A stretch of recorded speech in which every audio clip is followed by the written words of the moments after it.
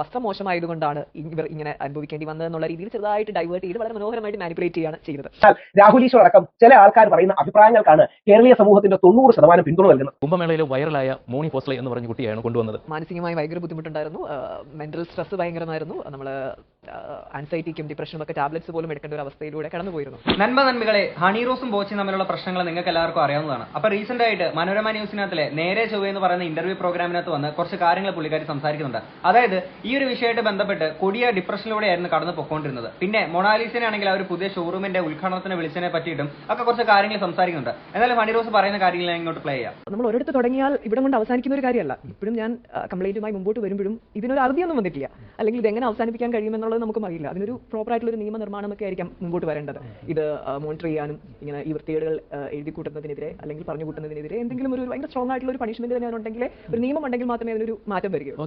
Social മീഡിയയിൽ എത്ര കാര്യങ്ങൾക്ക് ഇത്തരത്തിലുള്ള ഒരു നിയമം വരുന്നതിനെ പറ്റി നമുക്ക് ആഗ്രഹിക്കാൻ മാത്രമേ പറ്റുള്ളൂ. കാരണം വെച്ചാൽ ഈ മുകുന്ദനുണ്ണി അസോസിയേറ്റ്സ് സിനിമയ്ക്കകത്ത് പറയുന്നത് പോലെ നമ്മുടെ നാട്ടിൽ രണ്ട് കൂട്ടം ആളുകളാണുള്ളത്. ഒന്ന് ഇരയാക്കുന്നവനും, രണ്ട് ഇരയാക്കപ്പെടുന്നവനും. ഒരിക്കലും നമ്മൾ രണ്ടാം സ്ഥാനത്ത് വരാനെ കൊണ്ട് നമ്മൾ ആഗ്രഹിക്കത്തില്ല. കാര്യം അങ്ങനെ വന്നു കഴിഞ്ഞാൽ ഒരു ഇരയാക്കപ്പെടുന്ന ഒരാൾക്ക് നമ്മുടെ നാട്ടിൽ കിട്ടുന്ന നീതി എന്ന് പറയുന്നത് വാക്കാൽ മാത്രമാണ്, അല്ലെങ്കിൽ ഒരു വിധി പറയുന്നതിൽ മാത്രമാണ് നമുക്കൊരു നീതി കിട്ടുന്നത്. അല്ലെങ്കിൽ പ്രായോഗികമായിട്ട് എത്ര ആളുകൾക്കാണ് ഇരയാക്കപ്പെടുന്ന ഒരാൾക്ക് നീതി കിട്ടുന്നത്? ഫോർ എക്സാമ്പിൾ, നമ്മുടെ ഒരു ഗ്രീഷ്മ ഷാരോൺ വധക്കേസ് നിങ്ങളൊന്ന് എടുത്തു നോക്കുക. ഇരയാക്കിയവളാണ് ഗ്രീഷ്മ. ആ ഗ്രീഷ്മയ്ക്ക് വേണ്ടിയിട്ട് സംസാരിക്കാനെ കൊണ്ട് മുൻ റിട്ടയർഡ് ഹൈക്കോടതി ജഡ്ജ് ആയിട്ടുള്ള കമാൽ പാഷയെ പോലുള്ള ആളുകൾ വരെ വന്നു. അപ്പോഴും ഇരയായിട്ടുള്ള ആ ഒരു ഷാരോണിന് വേണ്ടിയിട്ട് അങ്ങനെ ഒരു വിധി വന്നത് മാത്രമേ ഉള്ളൂ, അല്ലെങ്കിൽ വാക്കാൽ വന്ന അല്ലെങ്കിൽ അങ്ങനെ ഒരു വിധി മാത്രം വന്നപ്പോൾ നമുക്ക് കുറച്ച് ആളുകൾക്കെങ്കിലും ആശ്വസിക്കാമെന്ന് മാത്രമേ ഉള്ളൂ. അപ്പോഴും ഇതിലെ യാഥാർത്ഥ്യം എന്ന് പറയുന്നത് അങ്ങനെ ഒരു ശിക്ഷ നടപ്പാക്കില്ല എന്നുള്ളത് വളരെ കൃത്യമായിട്ട് നമുക്കറിയാം. കാര്യം അത് അപൂർവങ്ങളിൽ അപൂർവമായിട്ടുള്ള ഒരു കേസോ കാര്യങ്ങളൊന്നും അല്ല. അപ്പം അത്തരം കേസുകൾക്ക് പോലും, അതായത് അത്ര ധൈര്യത്തോടു കൂടി തന്നെ അവൾ പറയുന്നുണ്ട് 38 വയസ്സ് കഴിയുമ്പോൾ ഞാൻ പുട്ടുപോലെ ഇറങ്ങി വരുന്ന അവൾ തന്നെ പറയുന്നുണ്ട്. സോ അത്തരം കേസുകൾക്ക് പോലും ഇത്തരം പേടിപ്പിക്കുന്ന രീതിയിലുള്ള നിയമം കൊണ്ടുവരാത്ത നമ്മുടെ ഈ ഒരു നാട്ടിൽ, അല്ലെങ്കിൽ അത്രത്തോളം മോണിറ്റർ ചെയ്യാത്ത ഈ ഒരു നാട്ടിൽ, കൊച്ചു കുഞ്ഞുങ്ങളെ പോലും പീഡിപ്പിച്ച് കൊലപ്പെടുത്തിയാൽ അത്ര വലിയ പ്രശ്നങ്ങളല്ലാത്ത, അപൂർവങ്ങളിൽ അപൂർവമല്ലാത്ത കാര്യങ്ങളുള്ള ഈ ഒരു നാട്ടിലും സോഷ്യൽ മീഡിയയിലെ ഇത്തരം കേസുകൾക്ക് ഇങ്ങനെ ഒരു നിയമം കൊണ്ടുവരിക എന്ന് പറയുന്നത് നമുക്ക് ആഗ്രഹിക്കാൻ മാത്രമേ പറ്റുള്ളൂ. ഇപ്പോൾ തോന്നലുണ്ടോ ഒരു പക്ഷേ കുറച്ചുകൂടി മുമ്പ് ഇത് ചെയ്യേണ്ടിയിരുന്നു? മുമ്പ് ചെയ്തിരുന്നുവെങ്കിൽ ചിലപ്പം ഇപ്പം ഈ ഉണ്ടായ വിഷയങ്ങളിൽ ഒരു മാറ്റം ചിലപ്പോൾ വന്നിരിക്കാം. മുമ്പ് നമ്മൾ പ്രതികരിച്ചിരുന്നെങ്കിൽ മേ ബി എൻ്റെ ഒരു സൈലൻസ് ആയിരിക്കാം. അതിന് നമ്മൾ പറയില്ലേ, ഒരാൾ ഒരു പാവം കുട്ടിയാണെന്ന് തോന്നിക്കഴിഞ്ഞാൽ നമ്മൾ തലകരുന്ന് നിരകും എന്ന് പറയുന്നതിന്റെ ഒരു ഉദാഹരണം ആയിരിക്കാം ചിലപ്പോൾ. അല്ല, പാവം കുട്ടി ആയതുകൊണ്ട് പ്രതികരിക്കുന്നതിൽ ഇത്രയും അല്ലെങ്കിൽ ക്ഷമിച്ച് നിൽക്കേണ്ട ഒരു ആവശ്യകത എന്താണ്? കാര്യം ഒരു പാവം കുട്ടിക്ക് നേരെ ഒരു സെക്ഷൽ ഹറാസ്മെന്റോ കാര്യങ്ങളൊക്കെ വന്നു കഴിഞ്ഞാൽ ഞാനൊരു പാവമാണ് എന്ന് പറഞ്ഞുകൊണ്ട് മിണ്ടാതെ പഞ്ചമുച്ച അടച്ച് നമ്മളങ്ങ് ഇരുന്നാൽ മതിയോ? കാര്യം നിങ്ങൾ തന്നെ ഒരു ഇന്റർവ്യൂവിനകത്ത് പറയുന്നുണ്ട് ഞാനാണെങ്കിൽ ഒരു സെലിബ്രിറ്റിയാണ്. ഒരു സെലിബ്രിറ്റി എന്ന് പറയുമ്പോൾ തീർച്ചയായിട്ടും ഈ ഒരു പബ്ലിക്കിലൂടെ ഇൻഫ്ലുവൻസ് ചെയ്യാൻ പറ്റുന്ന ഒരാളാണ്. അപ്പം നിങ്ങൾ എന്ത് മെസ്സേജാണ് ഈ ഒരു ഇന്റർവ്യൂവിലൂടെ വന്നിട്ട് കൊടുക്കുന്നത്? അപ്പം പാവമായിട്ടുള്ള ആൾക്കാരും ഇത് തന്നെയല്ലേ ചിന്തിക്കുക? അത്തരം ഒരു സാധനമല്ലേ നിങ്ങൾ അവരിലോട്ട് ഇട്ട് കൊടുക്കുക? പാവമാണ് എന്ന് പറഞ്ഞുകൊണ്ട് ഇത്തരം കാര്യങ്ങൾ കേട്ടുകൊണ്ട് നിൽക്കേണ്ട ഒരു ആവശ്യമില്ലേ? എന്ത് പാവമാണെങ്കിലും അല്ലെങ്കിൽ എത്ര ക്രൂരനായിട്ടുള്ള ഒരു വ്യക്തിയാണെങ്കിലും നമുക്കെതിരെ ഒരു തെറ്റ് കണ്ടു കഴിഞ്ഞാൽ നമ്മൾ പ്രതികരിക്കാനേ വേണം. അതിന് ഇത്രയും നാൾ നമ്മൾ കെട്ട് കിടക്കുകയല്ല വേണ്ടുന്നത്. ഇത് സിനിമയിൽ നിന്ന് വന്നതല്ല. ഞാൻ ഈ അനുഭവിക്കുന്ന പ്രശ്നം ഡെഫിനറ്റ്ലി ഞാൻ സെലിബ്രിറ്റിയാണ്, അത് സത്യമാണ്. അതല്ലാതെ ഈ പ്രശ്നം ഞാൻ ഫേസ് ചെയ്യുന്നത് സമൂഹത്തിൽ നിന്നാണ്. തീർച്ചയായിട്ടും സമൂഹത്തിൽ നിന്ന് ഫേസ് ചെയ്യുന്ന ഈ ഒരു പ്രശ്നത്തിന്റെ മെയിൻ കാര്യം എന്ന് വെച്ചാൽ, ഇടം ആലോചിക്കുക, നമ്മുടെ ഈ റീസെന്റ് ആയിട്ട് നടക്കുന്ന ഒരു ഇഷ്യൂ ആയിരുന്നു രൺവീർ അലഹബാദിയുടെയും ആണെങ്കിൽ ആ ഒരു പാജി വന്നിട്ട് പറയുന്ന ഒരു കാര്യമായിരുന്നു. അതായത് ആ ഒരു ഇന്ത്യാസ് ഗോഡ് ലാറ്റന്റ് എന്ന് പറഞ്ഞ ഒരു ഷോവിനകത്ത് 100% ലിറ്ററസി സാർ, കേരള സാർ എന്ന് പറഞ്ഞുകൊണ്ട് കേരളത്തിനെ കളിയാക്കിയപ്പോഴത്തേക്കിന് ആ പറഞ്ഞവനെ ഞാൻ ഉൾപ്പെടെ നമ്മളെല്ലാവരും പറഞ്ഞ പോലെ അവനാണെങ്കിൽ നല്ല പച്ച വർത്താനം പറഞ്ഞവരാണ് നമ്മളെല്ലാം.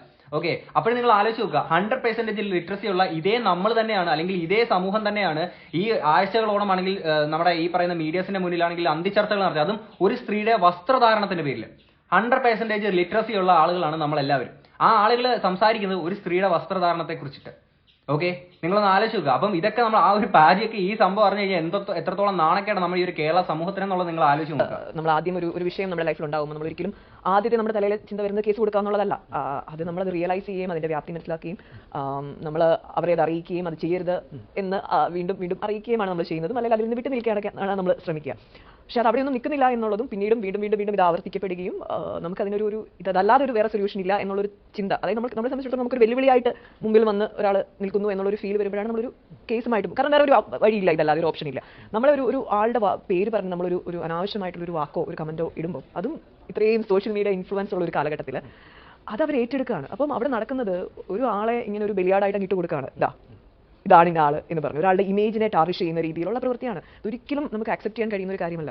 ഇതാണ് യാഥാർത്ഥ്യം. ഇപ്പോഴും പല ആൾക്കാർക്ക് ഇത് മനസ്സിലാക്കാൻ പറ്റുന്നില്ല. കുറെ പേര് ബോച്ചെ ജെയ്ന്നും പറഞ്ഞുകൊണ്ട് അല്ലെങ്കിൽ രാഹുൽ ഈശ്വർ ജെയ്ന്ന് പറഞ്ഞുകൊണ്ട് നടക്കുന്ന ആൾക്കാർ ഒരു കാര്യം മനസ്സിലാക്കുക, യാഥാർത്ഥ്യം എന്ന് പറയുന്നത് ഇതാണ്. ഹണിറോസ് ഈ ഒരു സാധനം പറഞ്ഞു, ഓക്കെ ഇത്ര ലേറ്റ് ആയിട്ടാണെങ്കിൽ കൂടി ഹണിറോസ് ഇനി ഇങ്ങനെ ചെയ്യാൻ പാടില്ല എന്നുള്ള രീതിയിൽ സോഷ്യൽ മീഡിയയിലൂടെ ഒരു പ്രതികരണം നടത്തിയിട്ടുണ്ടായിരുന്നു.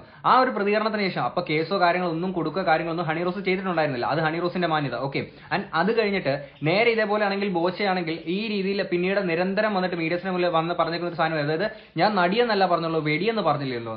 ഇത്രയും വൾഗറായിട്ട് കുറെ സാധനങ്ങൾ പറയുമ്പോഴും ഇതിന് കൈയടിക്കാനെ കൊണ്ട് കുറെ ആൾക്കാർ, ഓക്കെ ഞാൻ മുമ്പ് പറഞ്ഞിട്ടുള്ള കാര്യങ്ങളാണ്, അതായത് ഇങ്ങനെ ഒരു ഡബിൾ മീനിങ് ജോക്ക് പറയുന്ന കാര്യങ്ങളൊന്നും ഒരു പ്രശ്നമുള്ള കാര്യമൊന്നുമല്ല. അതൊക്കെ എല്ലാവർക്കും എൻജോയ് ചെയ്യാൻ പറ്റുന്ന കാര്യങ്ങളൊക്കെ, എല്ലാവർക്കും പറ്റിയില്ലെങ്കിൽ ചില ആൾക്കെങ്കിലും എൻജോയ് ചെയ്യാൻ പറ്റുന്ന കാര്യങ്ങളായിരിക്കും. പക്ഷേ അത് മറ്റൊരാളെ കുറിച്ചിട്ടാണ് നമ്മൾ പറയുമ്പോൾ അല്ലെങ്കിൽ അയാൾക്ക് അത് ബുദ്ധിമുട്ടുണ്ടാക്കുന്നുണ്ടെങ്കിൽ അത് തീർച്ചയായിട്ടും തെറ്റായിട്ടുള്ള കാര്യമാണ്. വീണ്ടും അത് ആവർത്തിക്കാതിരിക്കുക എന്നുള്ളത് മാത്രമേ നമുക്ക് പറയാൻ പറ്റുള്ളൂ. ഇൻസിഡന്റിന്റെ കാര്യമാണെങ്കിൽ അന്ന് പ്രതികരിച്ചില്ല എന്നുള്ളതല്ല, ആ സിറ്റുവേഷൻ എനിക്ക് പ്രതികരിക്കാൻ പറ്റുന്ന സിറ്റുവേഷൻ അല്ലായിരുന്നു. അതിപ്പം ഇരുന്ന് ആലോചിച്ചാലും അതല്ല എന്നുള്ളത് തന്നെയാണ് എൻ്റെ അഭിപ്രായവും എൻ്റെ കുറച്ച് വിശ്വാസവും. അതിനുശേഷം ആ പ്രോഗ്രാം കഴിഞ്ഞിട്ട് നമ്മൾ ഇൻഫോം ചെയ്യേണ്ട ആളുകളെ ഇൻഫോം ചെയ്തിരുന്നു. ഇതെന്ത് ന്യായമാണ് ഹണിറോസ് പറയുന്നത് എനിക്ക് മനസ്സിലാവുന്നില്ല.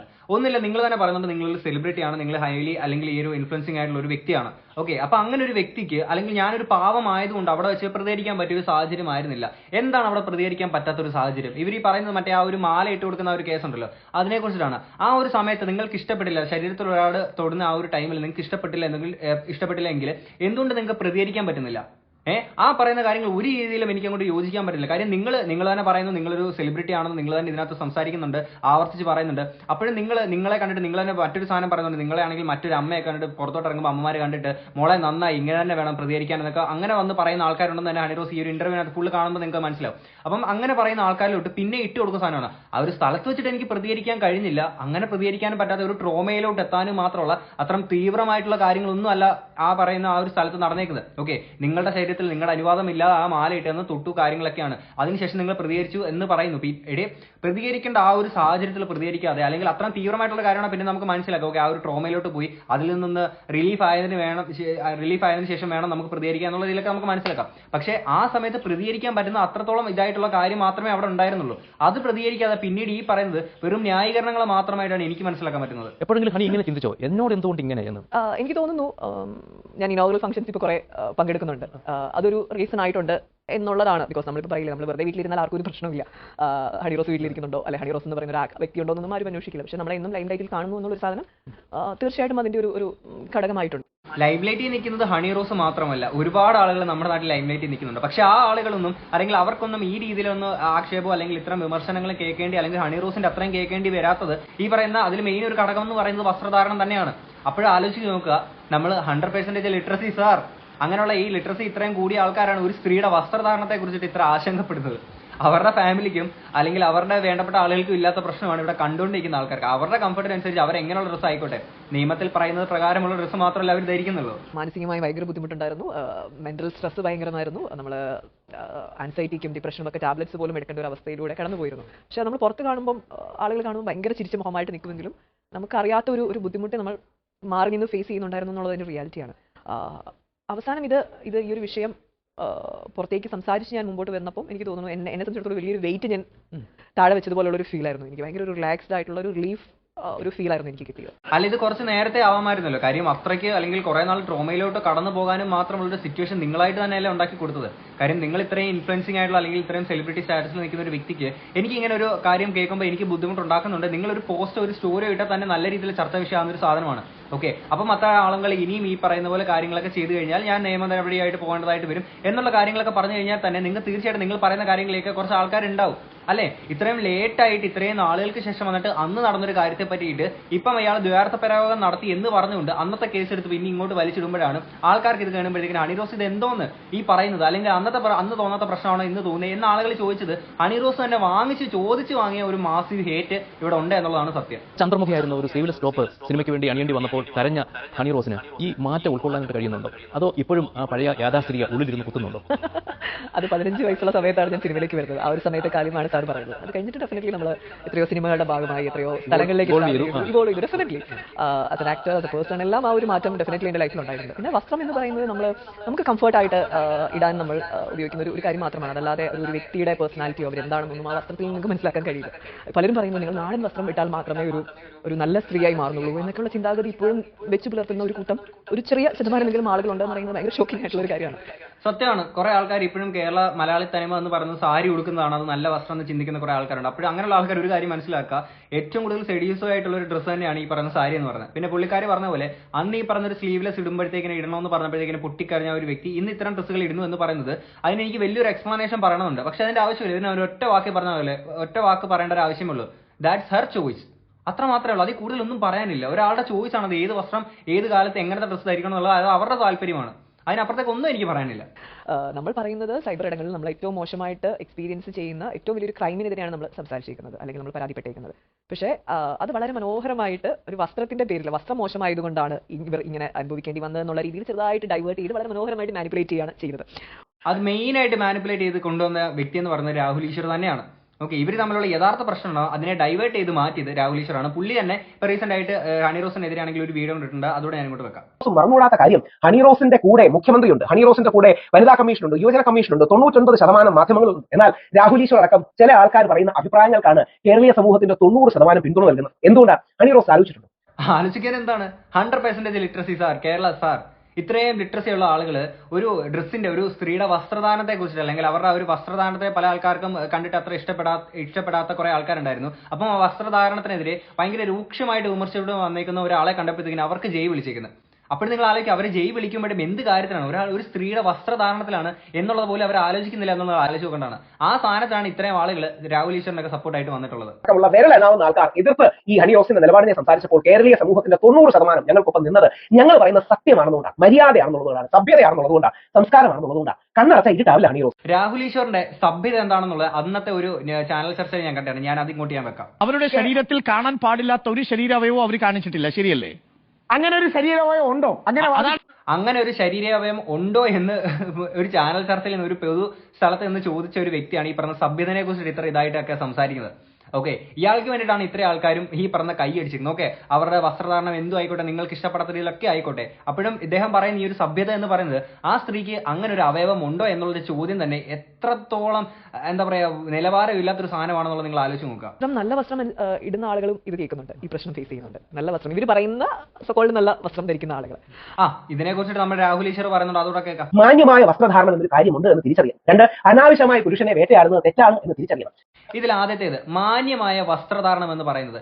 അല്ല, എന്താണ് ഈ മാന്യമായിട്ടുള്ള വസ്ത്രധാരണം? പർദ്ദയിട്ട് നടത്താൻ ഈ പറയുന്ന മാന്യമായിട്ടുള്ള വസ്ത്രധാരണമാവുക? അപ്പോഴും നിങ്ങൾ ആലോചിച്ച് നോക്കുക, ഇത്തരം കഴുകൻ കണ്ണുകളായിട്ട് നടക്കുന്ന ഒരുപാട് ആളുകളുണ്ട്. എത്ര നല്ല രീതിയിലുള്ള വസ്ത്രം ധരിച്ചെന്ന് പറഞ്ഞാൽ, ഫോർ എക്സാമ്പിൾ ഇവിടെയുള്ള നീലക്കുയില് പച്ചക്കുയില് പോലുള്ള ഓൺലൈൻ മീഡിയാസിന്റെ ക്യാമറ ആംഗിൾസ് കണ്ടാൽ നിങ്ങൾക്ക് മനസ്സിലാക്കാൻ പറ്റും ഈ കേരള സമൂഹത്തിന്റെ ഒരു പൊതുവായിട്ടുള്ള ചില ആളുകളുടെ എങ്കിലും മനസ്സിലൂടെ പോകുന്ന ഒരു എന്താ പറയുക വികാര വൈകൃതം എന്ന് പറയുന്ന ചില സാധനങ്ങൾ. ഇനി രണ്ടാമത്തെ കാര്യം, ഈ പറയുന്ന ആവശ്യമില്ലാത്ത ആണുങ്ങളുടെ ദേഹത്ത് എന്ന് നിങ്ങൾ പറയുമ്പോൾ ഒരു പുരുഷ സംഘടനയുടെ കാര്യത്തിൽ നിന്നുകൊണ്ട് ഈ ഒരു സ്ത്രീയെ വിളിച്ചിട്ട് ആദ്യം തന്നെ ആണെങ്കിൽ ഹണിറോസ് പറയുന്നുണ്ട് ഈ പറഞ്ഞ പോലെ ഞാനാണെങ്കിൽ പ്രതികരിച്ചു. ഓക്കെ, ഇത്ര ലേറ്റ് ആയിട്ടാണെങ്കിലും പ്രതികരിച്ചിട്ട് പറഞ്ഞു ഇനി ഇത്തരം കാര്യങ്ങളൊക്കെ ആവർത്തിക്കരുതെന്ന് പറഞ്ഞതിന്റെ പിറ്റേ ദിവസം ബാക്കിയുള്ള മീഡിയസിന്റെ മുന്നിൽ വന്നിട്ടാണ് ഈ ബോച്ചെ പറയുന്നത് നടിയെന്നല്ല പറഞ്ഞുള്ളൂ, വെടിയെന്നല്ലേ പറഞ്ഞുള്ളത്. അപ്പം അത്തരം കാര്യങ്ങൾക്കെതിരെ പ്രതികരിക്കാതെ എല്ലാം കേട്ടിട്ട് നിങ്ങൾ പഞ്ചപുച്ച അടങ്ങിയിരിക്കണം എന്നുള്ളതാണോ വിചാരിക്കേണ്ടത്? നിങ്ങളൊന്ന് ആലോചിക്കുക, നമ്മുടെ നാട്ടിൽ പ്രോസ്റ്റിറ്റ്യൂഷൻ നടത്തുന്ന സ്ത്രീകൾക്ക് പോലും നമ്മുടെ നിയമത്തിൽ പറയുന്ന എല്ലാ അവകാശങ്ങളും ഉണ്ട്. ഓക്കെ, ഹണിറോസ് അങ്ങനത്തെ ഉള്ള ഒരു വ്യക്തിയൊന്നും അല്ലല്ലോ. ഒരു വസ്ത്രദാനത്തിൽ അങ്ങനെ അല്ലെങ്കിൽ ഒരു അങ്ങനെ രീതിയിൽ വസ്ത്രം ധരിച്ചു എന്ന് പറഞ്ഞുകൊണ്ട് അവിടെ അവകാശങ്ങൾ നിഷേധിക്കപ്പെടുകയാണോ ചെയ്യേണ്ടത്? പ്രശ്നം ഉണ്ടെങ്കിൽ പോലും അതിനുള്ള അവകാശം, പ്രത്യേകിച്ച് വസ്ത്രത്തിന്റെ കാര്യങ്ങളിലോ ഒന്നും അവകാശം ഇല്ലെങ്കിൽ പോലും എനിക്ക് കുഴപ്പമില്ല, എന്നെ വിമർശിക്കുന്നതിൽ എനിക്ക് പ്രശ്നമില്ല. അതിന് മാന്യമായ ഒരു ഭാഷയുണ്ട്. ഏതെങ്കിലും ഈ വസ്ത്രത്തിന്റെ കാര്യത്തിൽ വിമർശിക്കുക എന്ന് പറയുന്നത് തന്നെ ഏറ്റവും ക്വാളിറ്റി ഇല്ലാത്ത നിലവാരമില്ലാത്തൊരു കാര്യം തന്നെയാണ്. അപ്പോഴും ഹണിറോസ് പറയുന്നുണ്ട് കുറച്ച് മാന്യമായിട്ടുള്ള രീതിയിൽ. അപ്പോഴും ഇവിടെ രാഹുൽ ഈശ്വറൊക്കെ പറഞ്ഞത് അങ്ങനത്തെ ഉള്ള ഒരു അവയവം ഉണ്ടോ എന്ന്, ശരീരാവയവം ഉണ്ടോ എന്ന്. ഈ വസ്ത്രത്തിന്റെ പേരിൽ ഒരാളെ അബ്യൂസ് ചെയ്യാൻ തുടങ്ങിക്കഴിഞ്ഞാൽ ഒരു 10 വർഷം കഴിയുമ്പോൾ ഈ പറഞ്ഞ ആളുകൾ ഭയങ്കര കോമഡി പീസുകളായിട്ട് ചിലപ്പോൾ ആളുകൾ കണ്ടെന്നിരിക്കും. ഇത് എന്താണ് ഈ പറഞ്ഞുകൊണ്ടിരുന്നത്? കേരള തനിമയുള്ള വസ്ത്രം ഏതാണ് സർ? എന്റെ അമ്മൂമ്മയൊക്കെ ഇട്ടുകൊണ്ടിരുന്നത് ചട്ടയും മുണ്ടുമാണ്. അമ്മയുടെയൊക്കെ സമയം വന്നപ്പോഴത്തേക്കും സാരിയായി, പിന്നെ അത് സൽവാറായി, ഇപ്പം ജീൻസും ടോപ്പും ഒക്കെ ഇടുന്നു. അല്ലെങ്കിൽ പലതരം ഔട്ട്ഫിറ്റുകൾ ആളുകൾ യൂസ് ചെയ്യുന്നു. അപ്പം ഇതിനൊരു എന്താ പറയുക ഒരു ഇവോൾവ് ചെയ്ത് വന്നുകൊണ്ടിരിക്കുന്ന ഒരു കാര്യമാണ്, ഒരു പ്രോസസ്സാണ്. അതല്ലാതെ നമുക്കൊരു ഇന്ന വസ്ത്രം തന്നെ ധരിക്കണം, അങ്ങനെ ഒരു ഡ്രസ് കോഡ് വെച്ച് ഒരാൾക്കും ജീവിക്കാൻ കഴിയില്ല. നമുക്ക് കംഫർട്ട് ആയിട്ടുള്ള വസ്ത്രം ധരിക്കുക എന്ന് മാത്രമേ ഉള്ളൂ. അതിനുള്ള എല്ലാ ഫ്രീഡവും തരുന്ന രാജ്യത്തും സംസ്ഥാനത്തുമാണ് നമ്മൾ ജീവിക്കുന്നത്. അപ്പോൾ ഇത് പല ആൾക്കാർക്കും മനസ്സിലാക്കാൻ പറ്റത്തില്ല ഹണിറോസ് പറഞ്ഞ ഈ ഒരു കാര്യം. അത് ഈ ഒരു കമന്റ് ബോക്സ്, ആ ഒരു ഇന്റർവ്യൂവിന്റെ കമന്റ് ബോക്സ് കാണുമ്പോൾ തന്നെ നമുക്ക് മനസ്സിലാക്കാൻ പറ്റും. ഇപ്പൊ എന്റെ താഴെ കമന്റ് ബോക്സിൽ നിരന്തരം തെറിവിളിയായിരിക്കും, നീ എന്താടാ പറയുന്നത്, അത് മാങ്ങാ തേങ്ങാ ചക്ക എന്ന് പറഞ്ഞാൽ നിരന്തരം വരും. ഓക്കെ, എന്ന് വെച്ച് നമ്മുടെ നിലപാട് നമ്മൾ മാറ്റേണ്ട ഒരു ആവശ്യമില്ല. നമുക്ക് എന്താണോ ശരിയെന്ന് തോന്നി അതിൽ തന്നെ ഉറച്ചു നിൽക്കുക. ഇനി ഇതിനെപ്പറ്റി നമ്മുടെ രാഹുൽ ഈശ്വർ ഇത് തന്നെ ഈ പറഞ്ഞ സെയിം കാര്യത്തെ പറ്റിയിട്ട് പറയുന്നുണ്ട്. രേഖകളുണ്ട്, ചില റെഡ് ലൈൻസ് ഉണ്ട്. അത് വൾഗാരിറ്റിയായി വൃത്തികേടായി മാറരുത്. ശരീരത്തിന്റെ വ്യത്യസ്ത ഭാഗങ്ങളെ ഓവർ പ്രൊജക്ട് ചെയ്യുന്നതല്ല സൗന്ദര്യം എന്ന് തിരിച്ചറിവുണ്ടാകും. ഒരു സ്ത്രീയുടെ വസ്ത്രധാരണം എങ്ങനെയാവണമെന്നും കുറെ ലിമിറ്റേഷൻസ് ഇട്ട് കൊടുക്കുന്ന ഒരു സമൂഹം, ആ ഒരു സമൂഹത്തിന്റെ ഒരു പ്രതിനിധിയാണ് ഈ പറഞ്ഞ രാഹുൽ ഈശ്വർ എന്ന് പറയുന്നത്. അപ്പോഴും ആലോചിച്ച് നോക്കുക, കേരള സാർ 100% ലിറ്ററസി സാർ, എത്ര നാണം കെട്ടൊരു പരിപാടിയാണെന്നൊന്ന് ആലോചിച്ചു. ഒരു സ്ത്രീയുടെ വസ്ത്രധാരണത്തിനെ നമ്മൾ ലിമിറ്റ് ചെയ്യുക എന്ന് പറയുന്നത്. അന്ന് ഈ ഒരു വിഷയം നടന്ന ടൈമിൽ ഞാൻ വീഡിയോസ് ഇഷ്ടപ്പെടും, അല്ലെങ്കിൽ ഈ ഒരു വീഡിയോയുടെ താഴെ വരാൻ പോകുന്ന കമന്റ് എന്ന് പറഞ്ഞു കഴിഞ്ഞാൽ നിന്റെ വീട്ടിലുള്ള സ്ത്രീകളെ ഇതേപോലെ വസ്ത്രം ധരിപ്പിച്ച് സമൂഹത്തിലോട്ട് ഇറക്കുമെന്നുള്ളത്.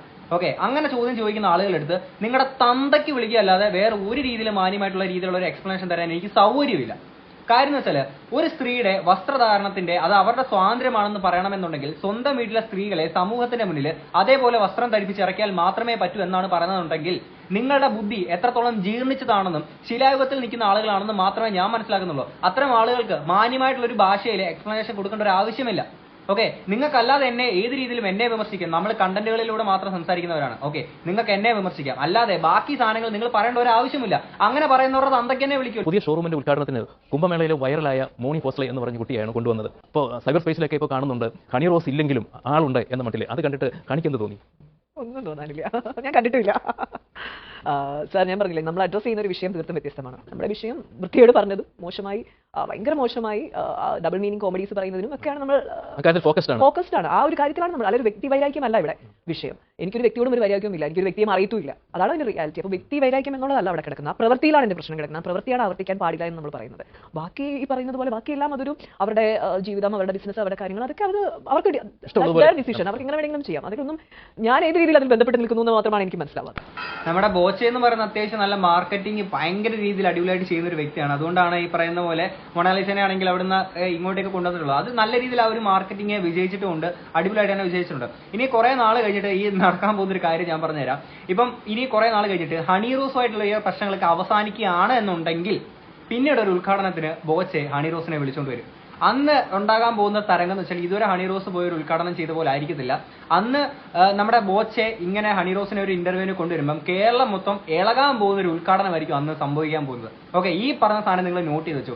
ഇവർ തമ്മിലുള്ള പ്രശ്നങ്ങൾ എന്ന് തീരുന്നോ അതിന് പിന്നീട് വരുന്ന ഏതെങ്കിലും ഒരു ഇനാഗുറേഷൻ ബോച്ചെ തീർച്ചയായിട്ടും ഹണി റോസിനെ വെച്ച് ചെയ്യുന്നതായിരിക്കും. കാര്യം മാർക്കറ്റിംഗ് വളരെ കൃത്യമായിട്ട് അറിയുന്ന ആൾക്കാരാണ്. ഓക്കെ, അപ്പൊ അതുകൊണ്ട് തന്നെ അത് നല്ല രീതിയിൽ ചർച്ച വിഷയമാണെന്നും തീർച്ചയായിട്ടും പറയുന്ന ബോച്ചയ്ക്കറിയാം. എന്തായാലും ഇതിനെപ്പറ്റിയുള്ള നിങ്ങളുടെ അഭിപ്രായങ്ങൾ തീർച്ചയായിട്ടും കമന്റ് ബോക്സിൽ പറയാം. നമുക്ക് എന്തായാലും അടുത്തൊരു വീഡിയോ കാണാം. അപ്പൊ ശരി, ബൈ.